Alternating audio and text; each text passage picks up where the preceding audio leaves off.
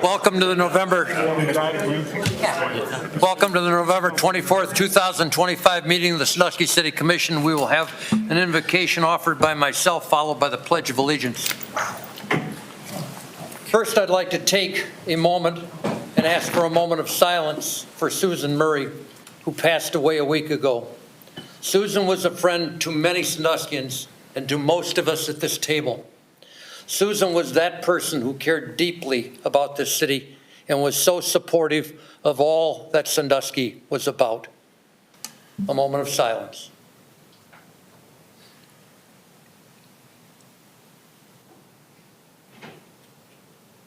Thank you. I'm pleased that my turn to provide the invocation falls so close to this Thanksgiving. As a city, we have so much to be thankful for. Let us give thanks. Thanks for the trust that citizens continue to place in us. Thanks for the dedicated city staff who turn our decisions into sidewalks, water lines, and safe streets, and that provide protection for each of us every day. Thanks for the residents who show up in person and in spirit to remind us whose city this truly is. May we be granted wisdom to see clearly, courage to choose what is right, even when it is difficult, patience to listen to voices different from our own, and humility to remember that we serve something far larger than any one of us. May every decision we make tonight strengthen the bonds between neighbors, lift up those who are struggling, and leave this city a little kinder, a little fairer, and a little more united than we found it. Dear Lord, it is with gratitude for this opportunity to serve, we ask you allow us to finish our work together. Amen. Amen. I pledge allegiance to the flag of the United States of America and to the republic for which it stands, one nation, under God, indivisible, with liberty and justice for all. Ms. Myers, you call the roll. Yes, Mr. President. Mr. Kuntz? Here. Mr. Crable? Here. Ms. Fargo? Here. Mr. Waddington? Here. Mr. Brady? Here. Mr. Murray? Here. Mr. Bajali? Here. Commissioners, you have before you the minutes of our meeting of November the 10th, 2025. What is your pleasure? Mr. Chairman, Mr. Waddington. I move that we accept the minutes of November 10th as presented. Second. Without a motion and a second discussion. Without objection, that motion will be approved and those minutes are approved. I am going to move the agenda around slightly. We have some very important legislation on this evening, and I can see that we have residents here that may or may not want to speak towards that legislation, so I am going to move a very important presentation that we had teed up a little earlier. It is the inventory survey results that we are all anxious to hear, but I'm going to move it back behind the legislation as we get to that.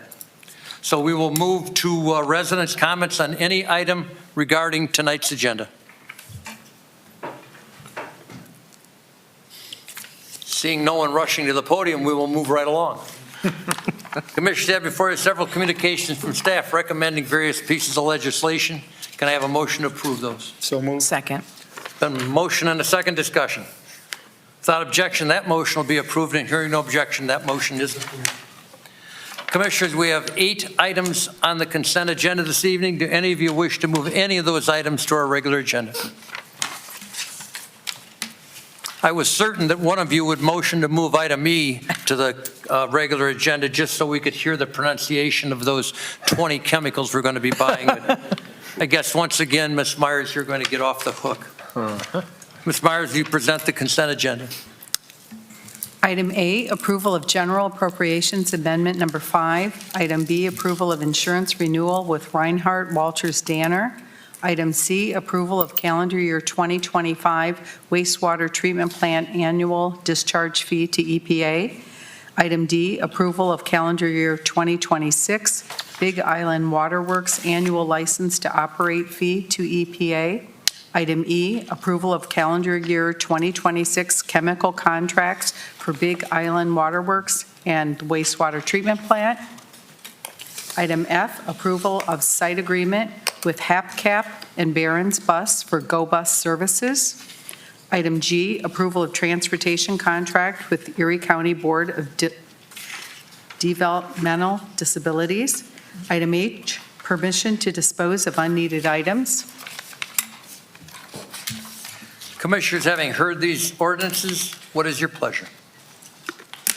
Mr. Chair, Mr. Coombs. I move for approval of these ordinances under items A through H in full accordance with Section 14 of the City Charter. Second. Been a motion and a second discussion. Ms. Myers, will you poll the commission on that motion? Mr. Coons? Yes. Mr. Crable? Yes. Ms. Vargo? Yes. Mr. Wantington? Yes. Mr. Brady? Yes. Mr. Murray? Yes. Mr. Bajali? Yes. And now on the ordinances. Mr. Coons? Yes. Mr. Crable? Yes. Ms. Vargo? Yes. Mr. Wantington? Mr. Brady? Yes. Mr. Murray? Yes. Mr. Bajali? Yes. Those ordinances are passed. Ms. Myers, you present item number 1, please. It is requested an ordinance be passed authorizing and directing the city manager to purchase two 2026 Ford Utility Police SUVs from Statewide Ford of Van Wert, Ohio, through the State of Ohio Department of Administrative Services Cooperative Purchasing Program for the Police Department, and declaring this ordinance shall take immediate effect in accordance with Section 14 of the city charter. Commissioners, having heard this ordinance, what is your pleasure? Mr. Chair, I move for the adoption of this ordinance under suspension of the rules in accordance with Section 14 of the City Charter. Second. Been a motion and a second discussion. Ms. Myers, you poll the commission on that motion. Mr. Coons? Yes. Mr. Crable? Yes. Ms. Vargo? Yes. Mr. Wantington? Mr. Brady? Yes. Mr. Murray? Yes. Mr. Bajali? Yes. Now on the ordinance. Mr. Coons? Yes. Mr. Crable? Yes. Ms. Vargo? Yes. Mr. Wantington? Mr. Brady? Yes. Mr. Murray? Yes. Mr. Bajali? Yes. That ordinance is passed. Ms. Myers, you present item number 2. It is requested an ordinance be passed authorizing and directing the city manager to enter into an agreement for the purchase of software and associated hardware for a fleet management information system with Ron Turnkey Associates Incorporated, doing business as RTA of Glendale, Arizona, through the Sourcewell Cooperative Purchasing Program for the Fleet Maintenance Division, and declaring this ordinance shall take immediate effect in accordance with Section 14 of the city charter. Commissioners, having heard this ordinance, what is your pleasure? Mr. Chairman, Commissioner I Watkins. move for the adoption of this ordinance under suspension of the rules in full accordance with Section 14 of the City Charter. Second. Been a motion and a second discussion. Ms. Myers, you poll the commission on that motion.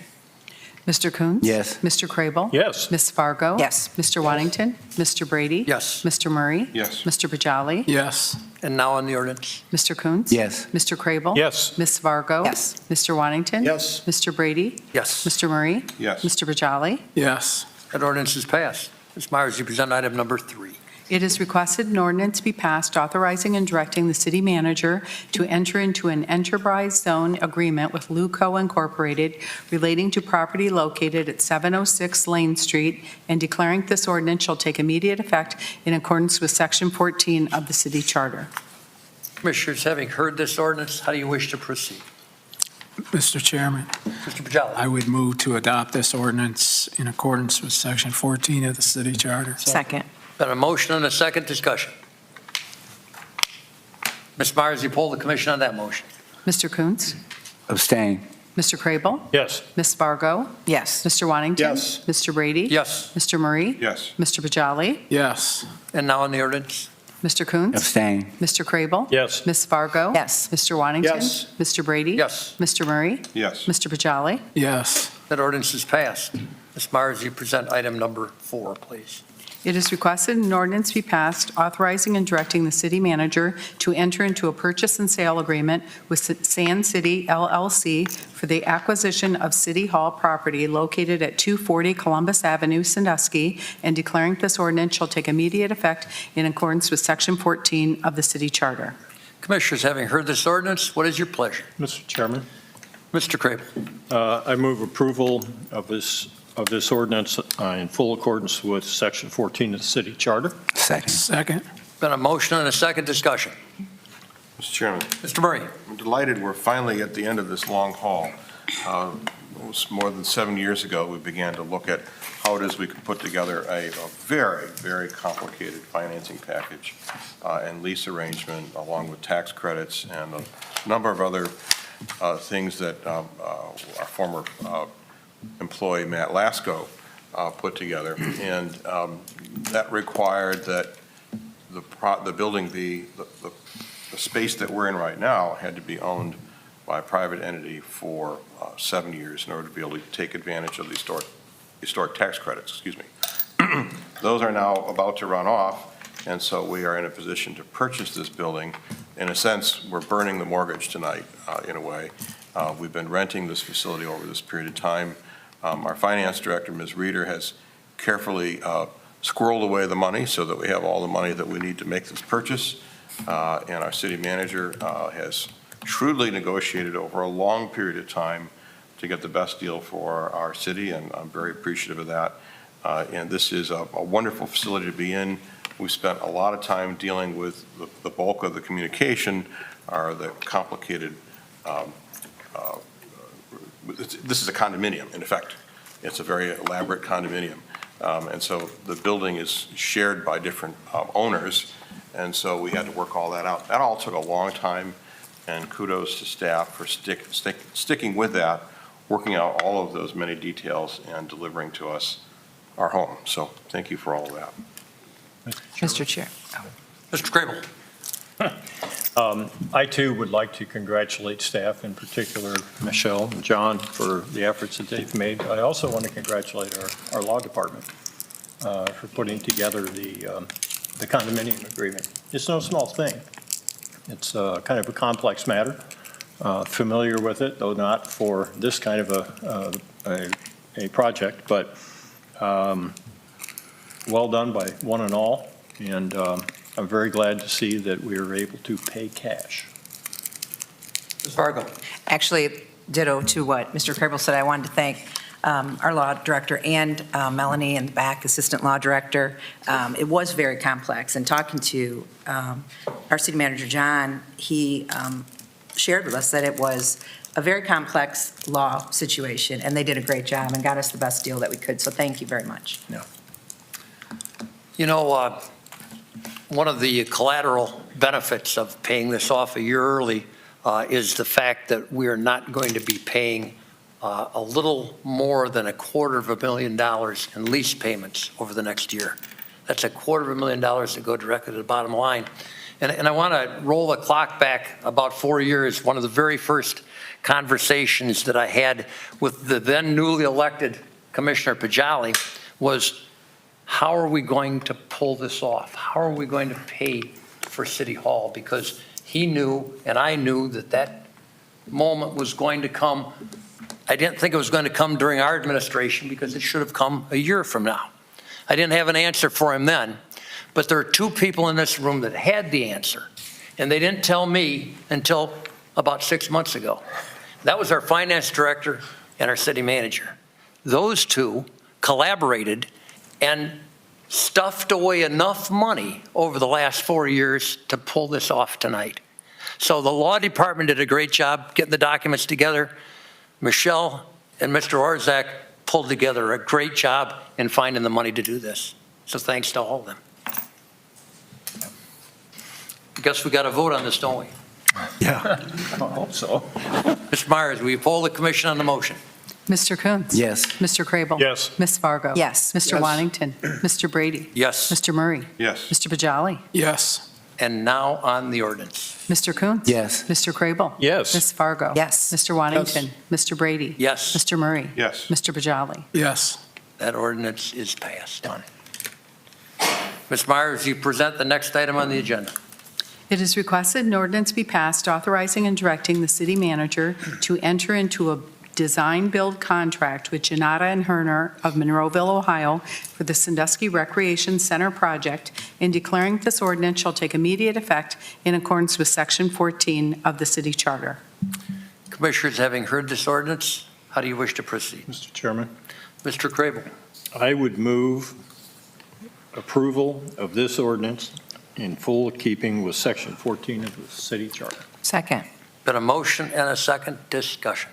Mr. Chairman, Mr. Waddington. I first would like to thank the residents of Sandusky for passing this levy a while back. I know Mr. Murray and I believe Mrs. Twine, years ago, we sat at the old IAB club and punched this around, and we had no idea as far as money, because it was tight for a few years, a couple of our years on the commission, and, but to have this pass in the community behind me, I think that's big. So I'm excited about it, and I hope every commissioner is. Mr. Chairman. Mr. Murray. I agree with Mr. Waddington. I recall that meeting and many other meetings, public meetings that we had where residents would come to us and they were clamoring for a rec center. Respectfully, these weren't adversarial conversations, but they kept telling us, we need a rec center. We need a place for all ages to go to youth, to keep them out of trouble, because we all know what we were all like when we were little. Someone watched us, and we had opportunities to do things. And then for people to exercise at these facilities, for the elderly, for programming. And it's been a very difficult slog to get here. I, for many years, said no rec center unless we have a dedicated source of funding for operations, because we've all seen this happen in other communities. You build a beautiful brand-new rec center, and the tough times come, because they always do. And what gets shuttered? The rec center. And what happens while it's shuttered? Neglect. Things happen, there's no one there to supervise it, and before you know it, you've got a tear down. And so it was incredibly important that the public approved that. I would not be willing to support this had we not secured that long-term funding. And so I'm grateful for the public support. It wasn't a mandate, it was a pretty close vote, but the voters spoke and they said they want this, and they've said they wanted this for long before that and outside of that vote. So I'm glad that we're able to deliver. It is not Club Med. It is perfect for our community. It's modest, but it is centrally located, where many children and adults alike will be able to enjoy it and take advantage of it. It's right next to the tennis courts, and we took a gamble, because had we not been able to get these bids where we did, that we would have had an orphaned set of tennis courts. But we gambled, and the gamble paid off. And this will be immediately adjacent to the schools.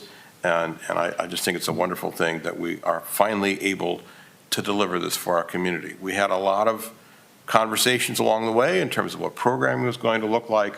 And I think we ended up in a good place.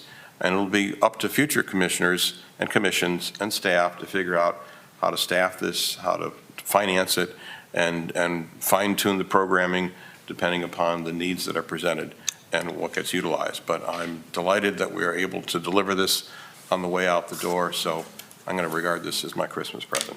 I don't think we're ever going to be accused of doing this fast, but I hope we're accused of doing it right. We found a way, or have a way of funding it. That's through an admissions tax. And our residents have found a way to support the operation of it. True, it was certainly not a mandate, but democracy works when you get one more vote than the other guys, and we did on this. I think that going forward, we've listened to our staff who've made programming recommendations. We've listened to the community, and the community's spoken. We've got a contractor who has given us a price that is well within our budget. Tonight, we're going to pass a vote that I think is historic, and I think it'll benefit this community for years to come. Mr. Chair, Mr. Coons. just a couple of things real quick. One of the things that's really important, it's been important to all of the commissioners here and myself, is that we have a facility that we can manage, that we can afford, but also one that we can expand upon the ground, right? There is some room to expand, and I've heard talk before, and it's almost like some folks haven't kept up with this process along the way about a swimming pool. But one of the things that happened along that track was that the city schools basically were enduring a campaign to raise some funds for a school there. One of the things that I hope that happens is that we get involved in this process of making sure, for whatever time is available for our children to use that pool that was newly constructed, that we do so. That's important. The other thing that's happened already, and that happened as the work of this commission moved forward, was that we have tennis courts on that very ground where the recreation center will be. I thought it would be, it would look interesting if that rec center wasn't over there at that point. So I think that's a good start for what we have, and I think being able to expand is also a really good thing as well. So that's all I really needed to add. Mr. Crable. Mr. Chairman, this has certainly been a long process to get to where we are this evening. But I think that long process has served a very good purpose in that we have been able to hear from a lot of people over the course of the number of years it's taken. I, too, echoed the comments about being thankful to the community for providing the support for operating funds for this facility. I want to thank Commissioner Brady as well for his suggestion, I believe it was your suggestion, that we look at this as a design-build project. And we have to say this evening that that was a wonderful idea. I also note that coming commissions, whether it be the new commission coming in or commissions that take their place afterwards, we're going to have to pay close attention to programming, because that's where it's at. The bricks and the mortar are great, don't mistake me, okay? But it is the programming, it is the people who deliver the services, who run the youth programs or the adult programs or whatever it might be. That's where the action is. And so I very, very much look forward to seeing what that looks like. Mr. Chairman. Mr. Murray. Unless others wish to speak, I wanted to say two other things. Go ahead. So first, I do hope, and I'm sorry, I forgot to mention this in my earlier remarks, I do hope that we do find a way to honor the legacy of that site. There is a whistle from the old American Cran site that's sitting over at the Erie County Historical Society barn. They'd love to give it back and put it on top there and see if it works. I don't know if that works. I know it fits in the budget, but it would be a delightful thing to see, if not here again. And then I know John Croft, some of you are familiar with him in the book that he wrote about the history of American Cran. He donated a large collection of American Cran memorabilia, whatever you want to call it, crayons and the crayon boxes and all of that. It's really interesting, and if we can find, all that's been donated to, I don't know if it's Froman, I'm thinking it might be the Hayes Center that has all of those. Those have all been donated at this point in time. They're available, and hopefully we can find some window box to put that in, because that is the legacy of that location. But the other thing I wanted to mention is this, and I think it's important for all of us to keep this in mind. Government is here to provide us with things that we cannot acquire or build on our own. Whether that's a police force, a fire station, roads, or parks, government is a positive force in our lives. We hear too much these days that we need to tear government down, that we need to make sure that everybody has every last dime in their pocket because they shouldn't be paying taxes. That's a wrong way of thinking. What we have seen over the course of the last 12 years is we've consistently made investments in our community. And that is what the people want us to do. And that is what, over the long arc of history, we learn makes for a successful community. People come to where they want to live and businesses follow. It isn't the other way around. We want to be a community where people come to live, and people want to live, where they want to stay here. And we have accomplished that in some measure over the course of our 200-plus year history, and I'm delightful to have played a part in it. But I think it's important that we remember that government is here to do things for us. It's not just here to put money back in our pockets, and this is a great example of government doing something that it should do.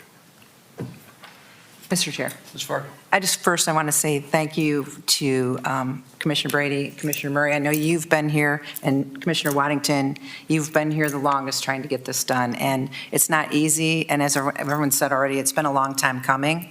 I'm very excited for the rec department.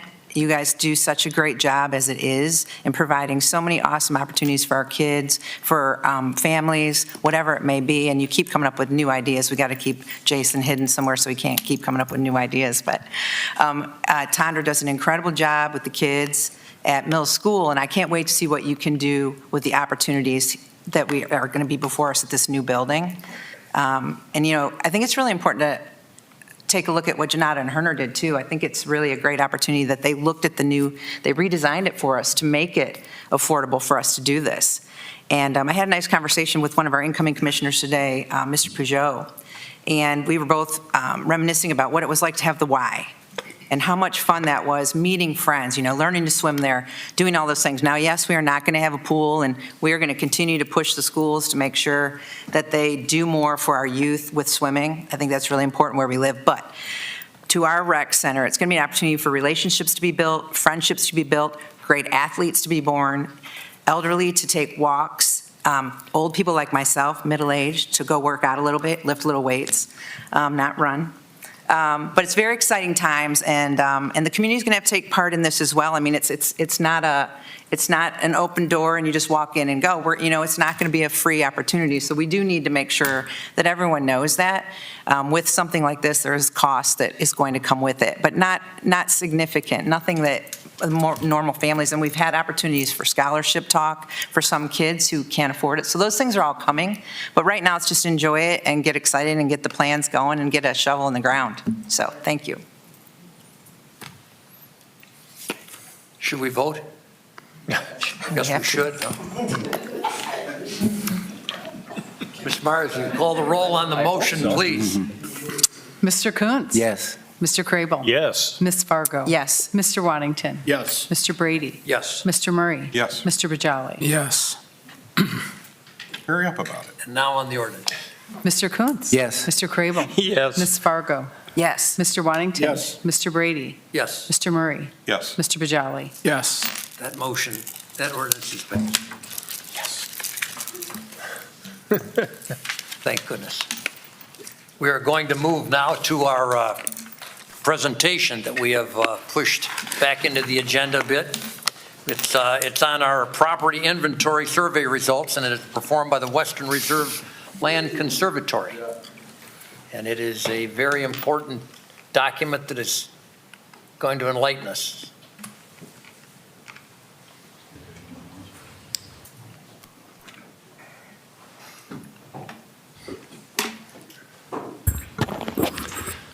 Good evening, everyone. My name is Isaac Robb from Western Reserve Land Conservancy, and I just want to start by saying how humbled we are to be presenting. This seems like a very big night for the city of Sandusky, and we're happy to play a very small role in tonight's agenda. Wait one second. One point that I want to bring up is the invocation you started with tonight was very moving in a few ways, but I think public service does not get the recognition it deserves, and this work isn't an accident, right? The sidewalks, the utilities, you have to do those little things in order to do the big things, like purchasing City Hall or creating a rec center. So I just want to commend the staff and the commission. I'm from Cleveland, but I've been really impressed with our time here in Sandusky, and I think you have an all-star staff. Colleen, Aaron, working with the city manager, John, truly top-notch. So I wanted to start there. Thank you. Yes. You all know the city of Sandusky better than I ever will, so we can skip through a lot of the history. But what we'll be presenting tonight is a story map that will be posted online. So everyone, wherever you are in the world, can get a little glimpse on what is happening in the city of Sandusky in the year 2025. What we were able to accomplish with a team of surveyors was going out in teams of 2 with tablet computers and getting information on every property, every parcel in the city of Sandusky. Over 12,000 records were taken, photos were taken for each parcel, and a series of questions were answered. Now, this is not the first time we've done this. For those of you who maybe been on the commission, in 2015, we worked with the city of Sandusky in doing one. And so what we're really proud and happy to present tonight is that you can see these changes, parcel by parcel, sidewalk by sidewalk, and how the city of Sandusky has changed over the past 10 years. The Western Reserve Land Conservancy is a regional land trust. We're based in Cuyahoga County, but we work in 29 counties throughout Northeast Ohio. I want to thank my teammates, Adrian, Sadie, and Emily, who really spent a lot of time, many months and countless hours on this project, working with the City of Sandusky team. And what you can see here at the top, when you land on this page, you can view these almost like bookmarks. So you can go through and scroll down in a linear fashion, or you can jump around. So I'll try and be timely tonight and go through. So there's sort of an introduction, and then you can see these when it's italicized and in bold. These are hyperlinks that you can click on, so you can actually link to the report from 2015, which is nice. You can see under the collected data a list of all the questions that were answered, sort of what we consider metadata on this. And then we use a tool called Regrid, which is based in the city of Detroit. We've been working with them for about a decade now, and that's kind of the wireless software that we use for this. We also worked, as you can see here, all these smiling faces. Our staff worked and trained with City of Sandusky staff and local residents to collect all of this information over the project period, which was really a lot of fun to hear their stories, their lived experience, and how they interact with their neighbors. This is something that shouldn't be understated. The ability to walk and have those authentic interactions with people, that's the type of community development that, again, you don't get by just looking at aerial imagery or things like that. So it's really a human-based approach, even though we're working with a very large data set here. But enough of me talking. I'm sure you're very interested in the results. So if you continue to scroll down, we've been able to create maps in a variety of ways to visualize this data. So one of the main characteristics is obviously what the use of the properties are. And if you can see here in the lower right, you can actually zoom in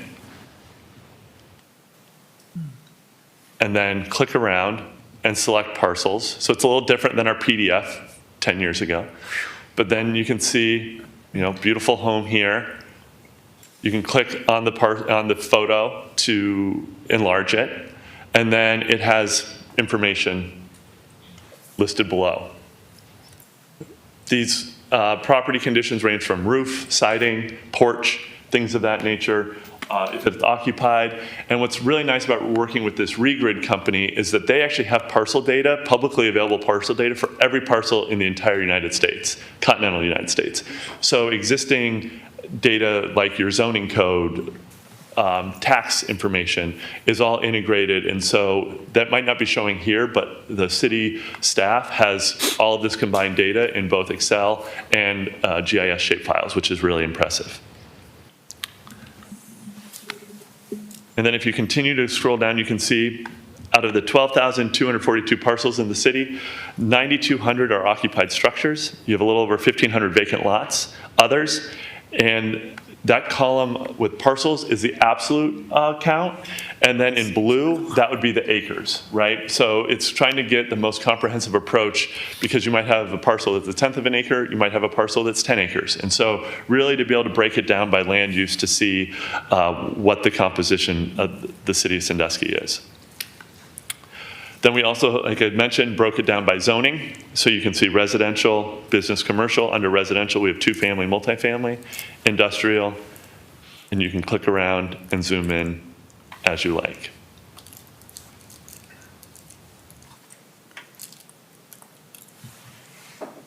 So again, working backwards, 12,000 parcels in the city of Sandusky, almost 9,300 are residential, and of that, 5,800 are single family, 27 are two family, and then you have 741 multifamily.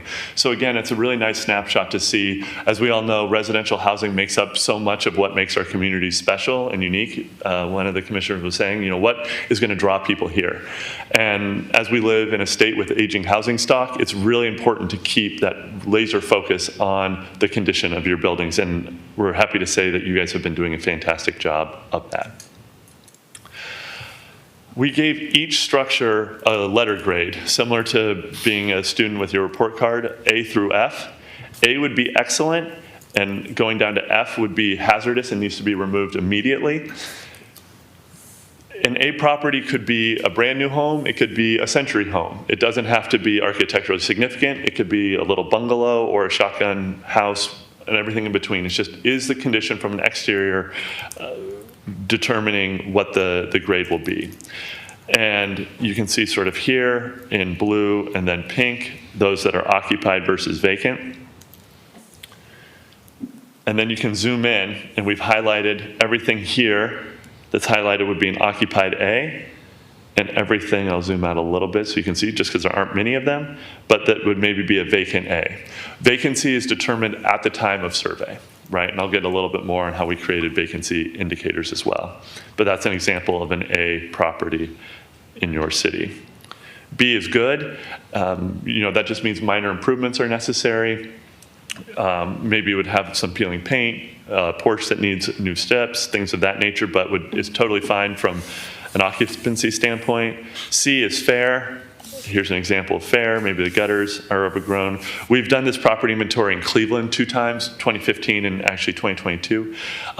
My house, which is a Century home, got a B in 2015 and a C in 2023, even though we've put a lot of money into it. So sometimes we recognize that these property grades can shift a little bit, but this is a high-level overview of the entirety of the housing stock. And then again, you have the accompanying map to the right.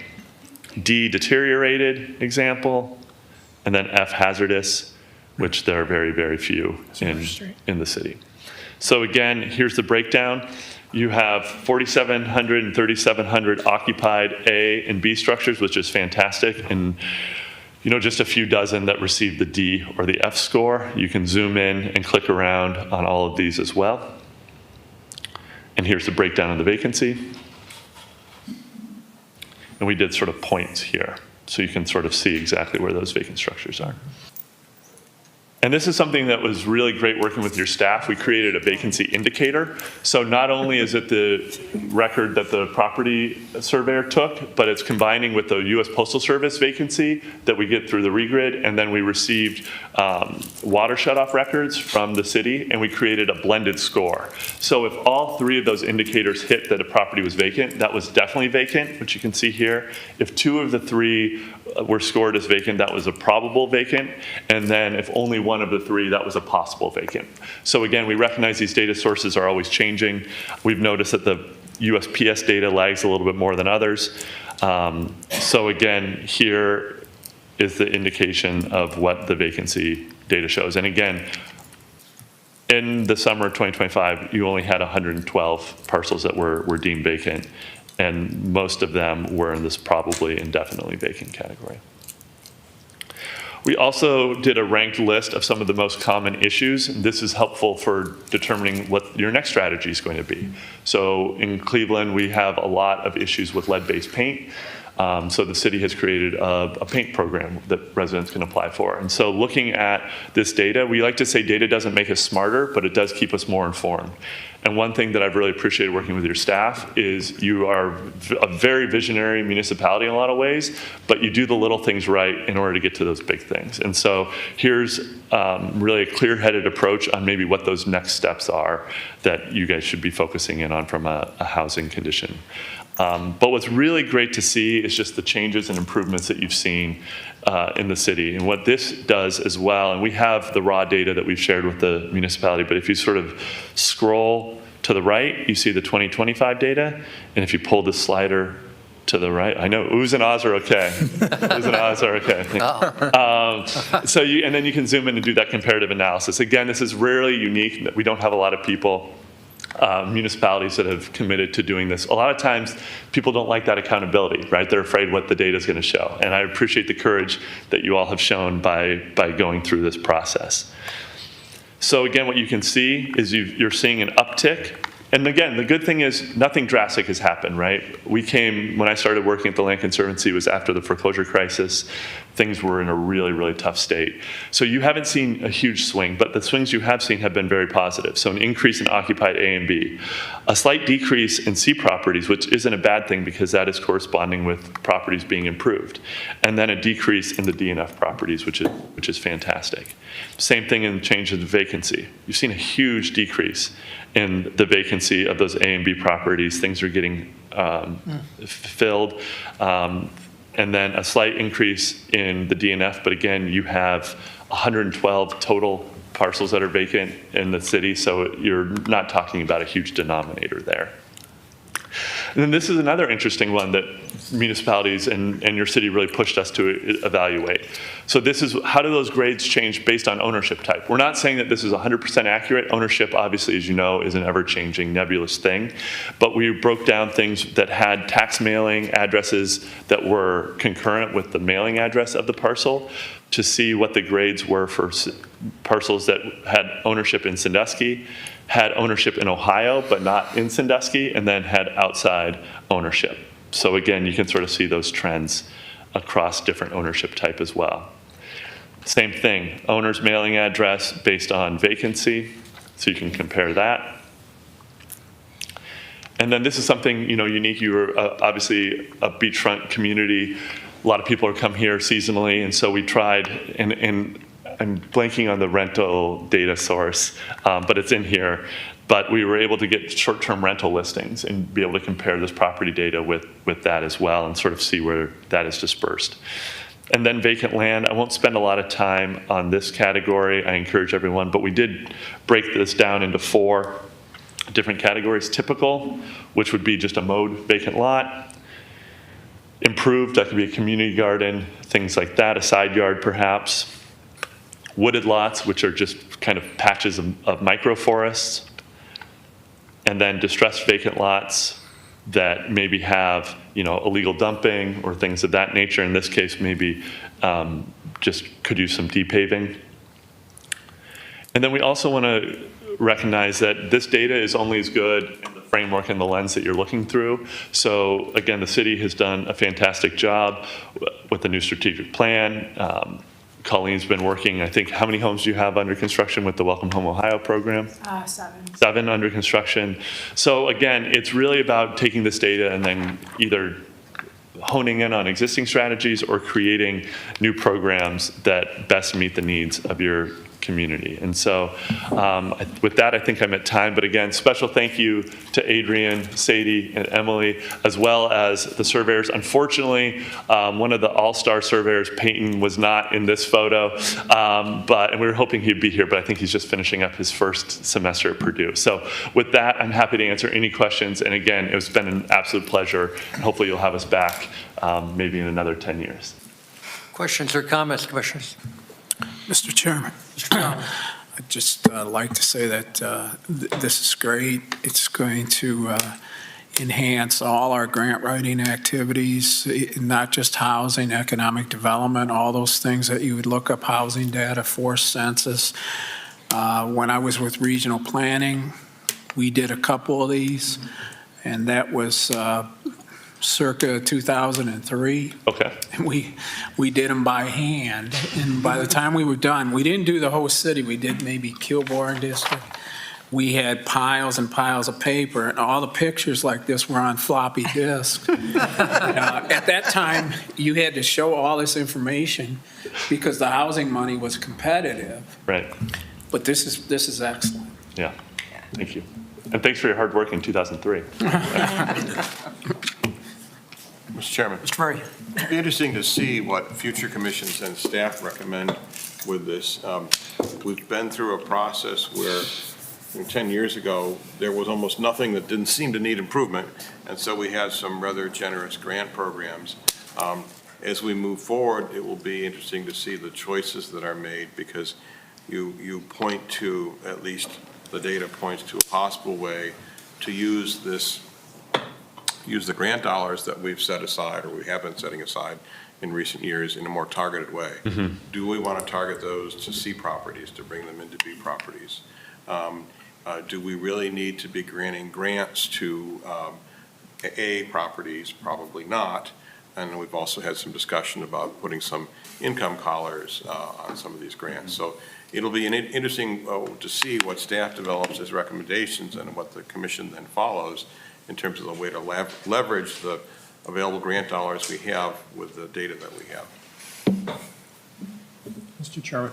Mr. Cribble. All I can say is outstanding. This is amazing. I can see how I'm going to spend several weekends going through it. But in particular, thanks to you, to your team, thanks to staff because I'm sure you were deeply engaged in this as the process went forward. Weekly meetings, yes. Weekly meetings, okay, very good. Excellent tool. I echo everyone else's comments that went before me here. I can see any number of ways that we can utilize this and be very much better at, what we do. So much more efficient, dollar efficient. Where to go? I have two comments. One, you mentioned early on that some communities may not embrace this idea because they don't want to know the results. We're not that kind of a community. I think you figured that out, and I hope we never become that kind of a community.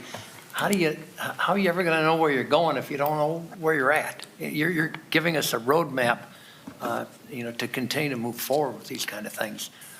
Thank you for this. This is I love the slide Mr. Orszag shared with me, that concept that he must have seen earlier than I did. We're calling it the Murray slide. Right. I'm not sure why, but Mr. Orszag had a theory on that.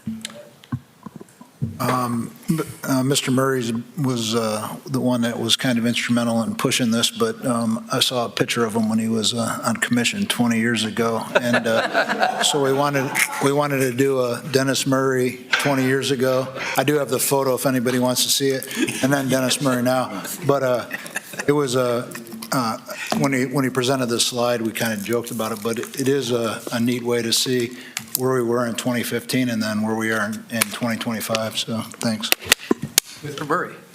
Well, Must be a retort here somewhere. there's at least a rejoinder. So I don't think I look one day older than I did when I was first elected 20 years ago. And in fact, when I look in the mirror, I see the same person who graduated from high school in 1980. So Your eyes only, I'm sure. I do, I'll digress for a moment, but my wife and I do share the fact that one of the nice things about getting older together is your eyesight fails at the same time. The second comment that I wanted to make was I hope you can either corroborate or dispel a story that Mr. Orszag shared with me earlier about your work, and that is that Ms. Blair and Ms. Gilson actually accompanied your team on these visits. Yes, I can definitely corroborate that, and that is a unique thing. A lot of times, some of the municipalities we'll work with just want to hire us and call us in 6 months when everything's done. And your staff really rolled up their shirt sleeves and were begging to get tablets. We actually were missing 2 tablets, and we're like, oh, did Peyton take one to Purdue? Where'd this tablet go? I was like, oh, it was in Colleen. They got us. Yeah, so yeah, they were very hands-on throughout this process. That is above and beyond the call Absolutely. of duty for both of you. Thanks for doing that. Additional questions or comments, Commissioner? If I may, I do want to acknowledge the young people that participated in this. Peyton, Julian, Brandon, Owen, and Reagan. Mm-hmm. All young men that live in this community that were deeply committed to this. The comments that we got, the things they would come back to this very room every day with, from finding a dog that was chained up and they were wrecked over it, to houses that just blew them away. It was really amazing, and I'm hopeful that there's a young commissioner in one of those 5 in the future. Nice. And Peyton, I know you're watching. Thank you for your hard work. And thank you to the Western Reserve team. It's really been a pleasure working with them. Great. Thanks for all you're doing. Thank you. Mr. Horstman wanted to make sure, because he was for sure someone would ask, this is on the website already, so there's access to it. It is on the website? Yep. Thanks. What about That concludes our regular agenda, and we will move to our city manager's report. Thank you. Good evening, Commissioners, audience, and staff. I have a whole slew of donations. The first is $1,000 to the K-9 Fund from Smith's Top Notch through the Remember Cruise and Car Club. If I can get a motion to accept. So moved. Second. Been a motion and a second discussion. Without objection, the motion be approved. Without objection, that motion is approved with our thanks. On September 11th, a member of the Sandusky Fire, along with 3 retired firefighters, participated in the Family Health Services 3rd Annual Golf Classic. Proceeds from this fundraiser are being used to help fund their mission to provide quality health care to those in need. A significant portion of the proceeds raised were also donated to area first responders. Sandusky Fire Department was awarded a donation of $1,500. Get a motion to accept that donation. So moved. Second. Been a motion and a second discussion. Without objection, that motion will be approved. Hearing no objection, that motion is approved for the $1,500 donation. And then the rest of these are all for rec. Would like to thank Toughman Rental and Supply for lending the lift for use in installing, as well as taking down the Christmas lights on the Christmas tree at Shade Mylander Plaza. That value was $1,770, and that was in kind. Also, would like to thank Sean and Dawn Rachel for donating their beautiful tree to be used for the city's Christmas tree at Shade Mylander Plaza. Also would like to thank Barnes Nursery for once again being our partner in helping choose a tree, removing, transporting, and installing. It's a huge undertaking by Barnes, and they played a key role in making this happen each year. Would like to thank Susan Morin Perry from Resailor. Resailor donated 40 drawstring backpacks that are handmade and from used sails and sailboats. I'd like to thank Sandy Markham for donating 2 packs of popsicles for Mills Out of School.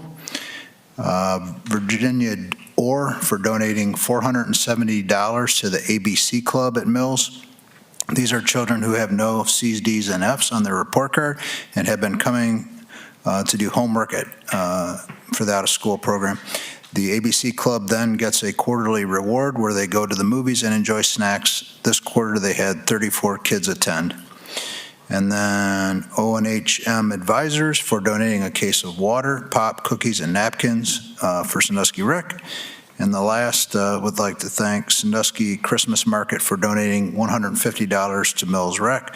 They will be doing kids' activities in the Mylander Pavilion on select market days, and this covers the supplies. I get a motion to accept all of those donations. So moved. Second. Been a motion and a second discussion. Without objection, that motion will be approved. And hearing no objection, that motion is approved with our thanks to all of those people.